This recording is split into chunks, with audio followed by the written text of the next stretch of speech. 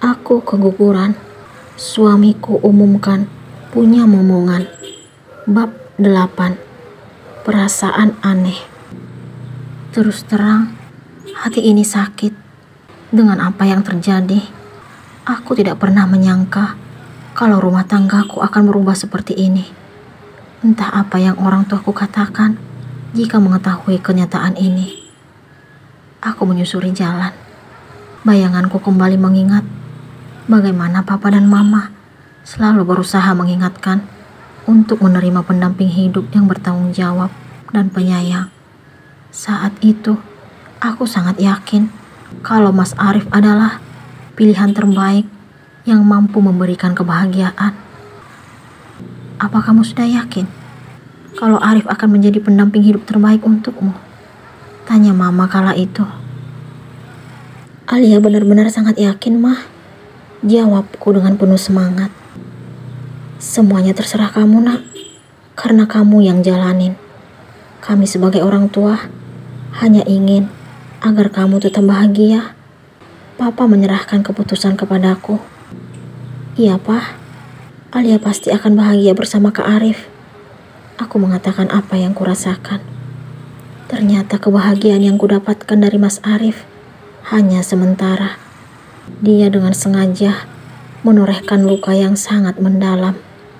Dia tidak hanya menduakan cintaku, tetapi juga berani bermain fisik. Tangannya sangat ringan, mendaratkan tamparan di pipiku. Perbuatan yang dia lakukan sungguh di luar akal dan pikiran. Bagaimana mungkin suami yang dulu mengaku mencintaiku dengan tega melakukan kekerasan?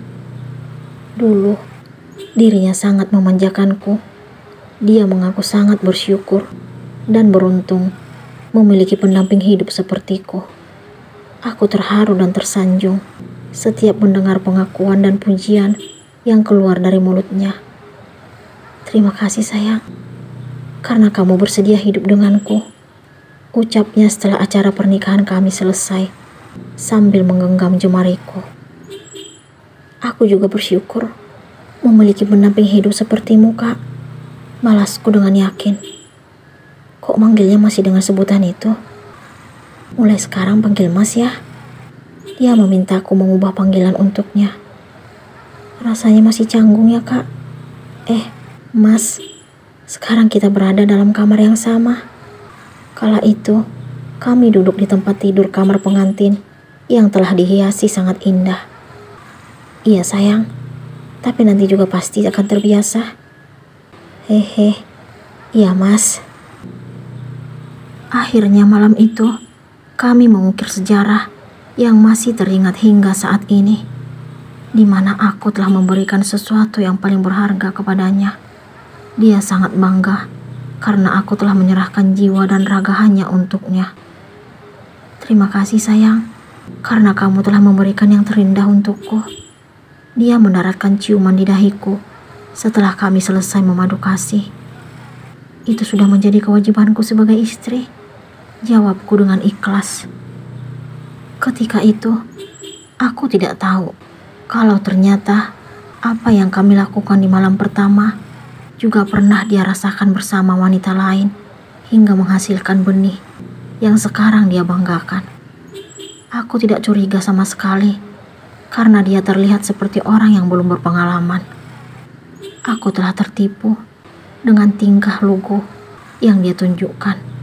Saat itu, aku berpikir kalau kami berdua baru melakukannya untuk yang pertama kali.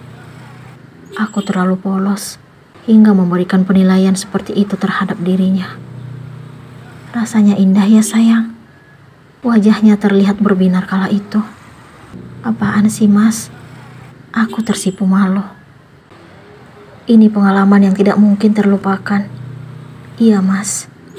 Pengakuannya saat itu membuatku berpikir kalau dia hanya melakukannya denganku. Namun, ternyata apa yang aku pikirkan itu salah. Karena kenyataannya, dia memiliki anak dari wanita lain. Ini sangat menyakitkan.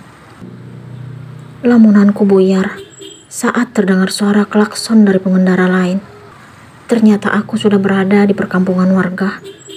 Aku sengaja membuka kaca jendela mobil. Udara terasa sejuk karena pepohonan yang tumbuh dengan daun yang begitu rimbun. Pemandangannya juga memanjakan mata. Benar kata nenek bahwa desa tempat tinggalnya telah mengalami banyak perubahan dan perkembangan. Beberapa tahun lamanya aku tidak berkunjung ke tempat ini. Jalannya makin lebar dan beraspal, sangat jauh berbeda dengan yang dulu. Sawah-sawah terbentang luas menjadi daya tarik tersendiri untuk desa ini. Rasanya tidak sabar untuk berkeliling di tempat ini. Akhirnya, sekarang aku sudah berada di halaman rumah nenek. Toyota Yaris putih yang aku kendarai kini terparkir di tempat yang dulu kami gunakan untuk bermain bersama teman-teman. Kenangan itu tidak mungkin terlupakan. Aku segera turun sambil membawa barang-barang yang aku butuhkan. Aku tidak bisa memberikan sesuatu untuk kakek dan nenek karena keadaan hati yang sedang gundah gulana. Semoga orang tua tersebut mengerti. Aku berjalan menuju teras, lalu menoleh sejenak ke arah belakang. Tidak sengaja mata ini melihat sosok laki-laki sedang mengendarai motor. Dia juga melirik hingga kami saling berpandangan. Sepertinya dia tidak asing bagiku. Wajahnya sangat mirip dengan seseorang yang aku kenal. Aku berpikir, mungkin hanya perasaanku saja. Aku kembali melangkah, lalu mengetuk pintu rumah nenek yang tertutup. Hatiku sangat tenang setelah menginjakkan kaki di tempat ini. Padahal tadi, aku masih merasakan kesedihan sebelum tiba. Assalamualaikum. Aku mengucapkan salam. Tidak menunggu lama, akhirnya terdengar balasan salam dari dalam. Suara itu sudah pasti milik nenek yang selalu terngiang di telinga. Waalaikumsalam. Pintu pun terbuka, lalu berdiri sosok wanita yang aku sayangi. Beliau yang telah melahirkan mama. Aku sangat bangga dan bersyukur memiliki nenek seperti beliau. Tanpa menunggu lama, aku langsung mencium punggung tangannya, lalu memeluknya. Alia kangen nenek, ucapku penuh semangat. Cucu nenek makin cantik. Akhirnya, kami melepas pelukan. Nenek bisa aja. Maaf ya, Nek. Alia nggak bawa apa-apa untuk nenek dan kakek. Alia kesini mendadak dan buru-buru. Aku merasa bersalah. Nenek hanya butuh kamu. Untuk apa pikirin yang lain? Yuk kita langsung ke dapur. Nenek masak makanan kesukaanmu. Terima kasih, Nek. Aku tersanjung mendengar pengakuan nenek. Oh ya, nenek masih ingat makanan kesukaan Alia? Tanya aku ingin tahu. Pasti ingat dong. Apa, Nek? Bubur kacang hijau dicampur sedikit tepung kanji. Benar kan? Ternyata nenek masih ingat dengan makanan kesukaanku. Aku benar-benar sangat terharu. Benar, Nek. Nenek hebat deh. Harus ingat dong. Bahagia rasanya setelah bertemu dengan nenek. Beliau terlihat senang menyambut kedatanganku. Wanita tua itu segera menghidangkan makanan yang menjadi kesukaanku. Kami duduk sambil menikmati masakannya hari ini. Kakek kemana, Nek?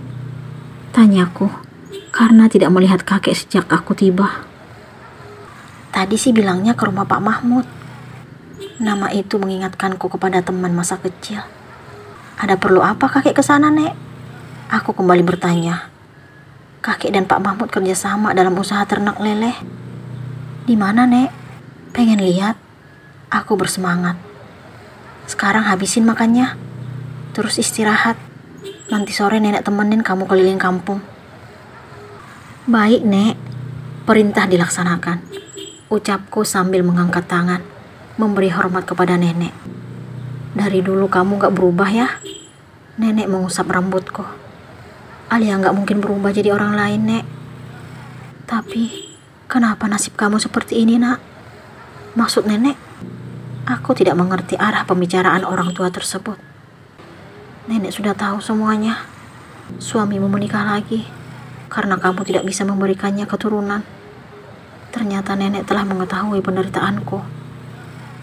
Kenapa nenek tahu semuanya? Mama yang beritahu. Tanya aku dengan yakin.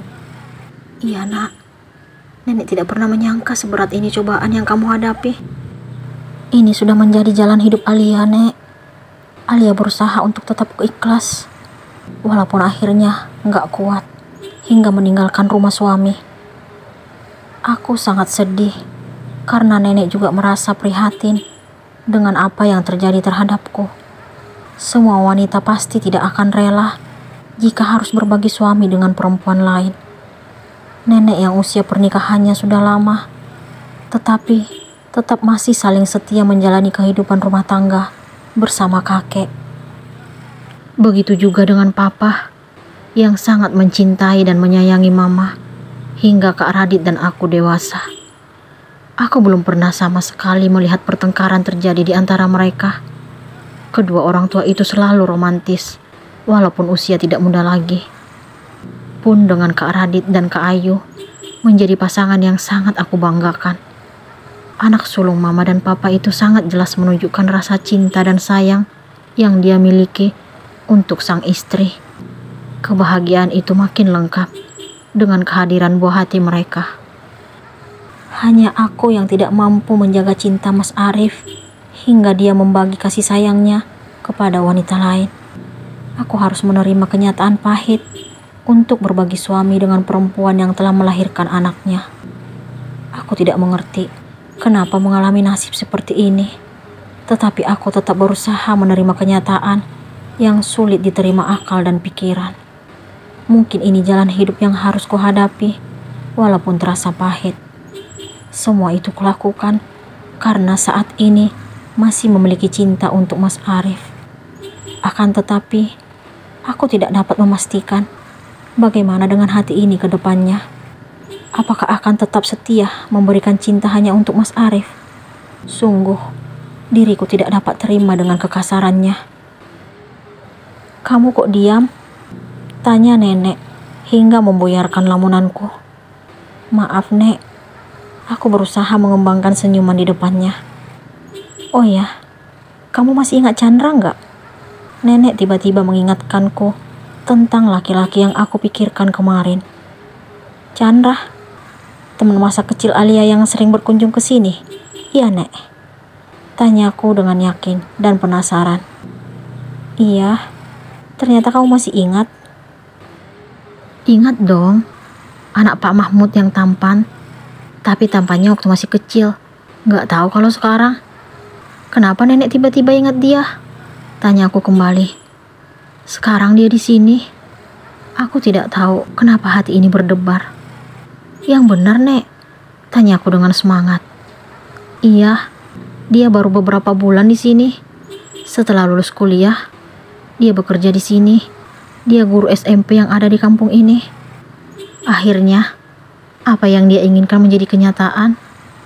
Aku mengingatkan apa yang dulu pernah dia ucapkan.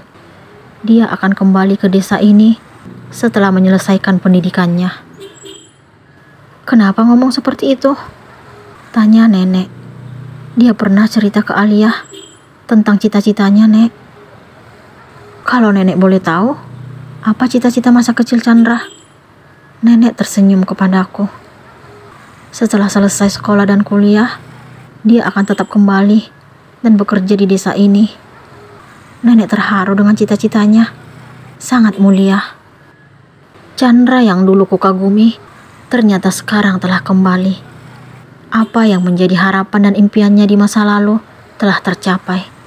Sungguh, rasanya tidak percaya kalau laki-laki yang dulu pernah sangat sering bersamaku, kini berada di daerah yang sama denganku.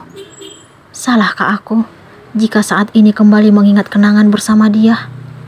Dosakah diriku jika berharap ingin bertemu dengannya? Pertanda apa ini? Kenapa saat aku sedang merasa tersakiti karena perbuatan Mas Arif, tiba-tiba Chandra kembali hadir dalam pikiran yang nyata? Apakah Alia akan kembali dipertemukan dengan teman masa kecilnya?